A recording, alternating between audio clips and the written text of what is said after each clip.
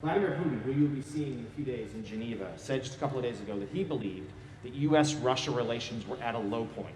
In what concrete ways could your summit change that?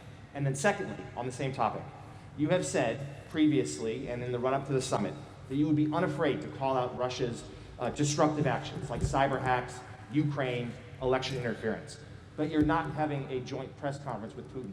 Why not take the chance to stand side by side with him and say those things to him with the world watching?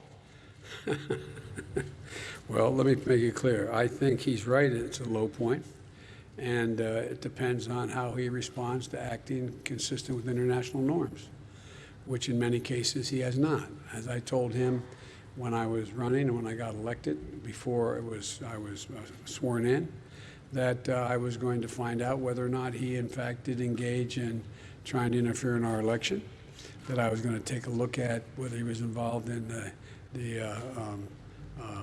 a cybersecurity breach that occurred, et cetera. And if I did, I was going to respond. I did. I checked it out, so I had access to all the intelligence. He was engaged in those activities. I did respond and made it clear that I'd respond again. With regard to, I always found, and I don't mean to suggest that the press should not know, but this is not a contest about who can do better in front of a press conference or try to embarrass each other. It's about making myself very clear what the conditions are to get a better relationship with Russia. We're not looking for conflict.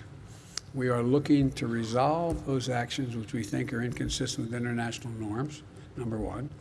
Number two, where we can work together, we may be able to do that in terms of some strategic doctrine that may be able to be worked together. We're ready to do it. And there may be other areas.